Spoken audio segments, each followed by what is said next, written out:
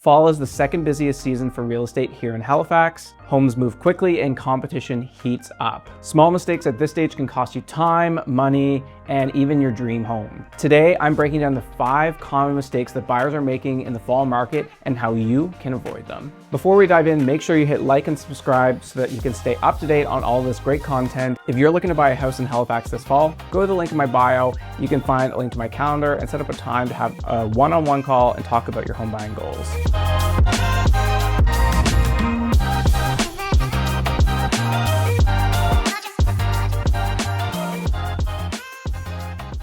Good houses don't last long in this market. Last year in Halifax, during the prime fall months of September and October, houses sold on average in about 9 days. The year before, they were moving even faster in about 7 days. And so far this year, homes are lasting for about 10 days, the good ones. That means if you see a house you love and think you're gonna take a few weeks to think about it, you're probably going to miss out. Speed doesn't mean rushing into something blindly. It just means being prepared so that when you see the right house, you can act on it quickly. A pre-approval is absolutely essential, not just in the fall market, but in any market. There are 2 big reasons why. Firstly, we need to know your budget. You may have this idea of what you can afford, but a pre-approval is really going to solidify that. We definitely don't want to get involved in a house and then you not qualify for your financing. So getting that pre-approval done from the beginning just helps the whole home buying process. And second, in multiple offer situations, having a pre-approval letter will stand you out from the competition because it gives those sellers assurance that you can actually qualify for the house when you have a financing condition. When I onboard new clients, one of the first steps I do is set my clients up with a trusted mortgage broker. That way they're financially prepared and ready to offer with confidence on the right house. I hear this a lot.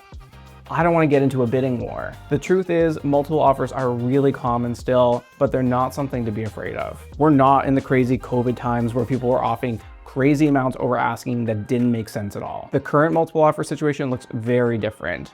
Houses on average are selling for about 99% of their asking price. And the only consistent pattern of home selling over ask are between the $300,000 to $500,000 range. And that's still not for crazy amounts over asking. The reality is many sellers list houses low to encourage buyer activity. So the list price is not always an accurate representation of the true market value of the home. Instead of looking at the house as how much over ask do we need to pay, let's look at it as what's the house worth and structure our offer around that. That shift in mindset will really help as you approach multiple offer situations and give you confidence in your offer price.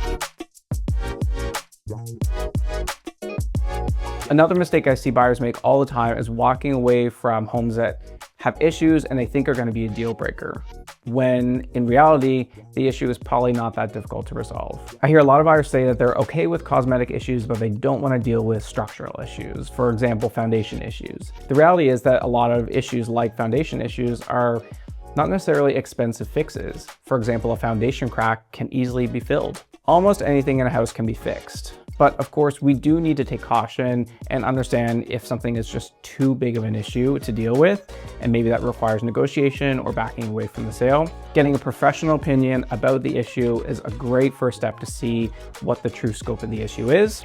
But the mistake is passing on some of these homes that maybe they're not too expensive to fix, or we can find some creative ways to get it fixed, and in the end, you get a really great house for a good deal.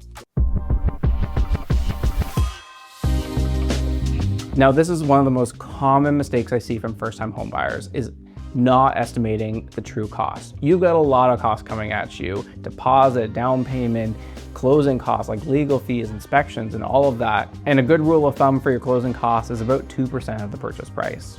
Where people really underestimate is renovations and maintenance of the home. Most first-time buyers end up buying resale homes that are 40 plus years old. And these homes just naturally have issues, things that you have to do and deal with. Boards that need replacing, new downspouts, roofs that need repair. You might need a new hot water tank. Issues pop up and you need money available to fix them.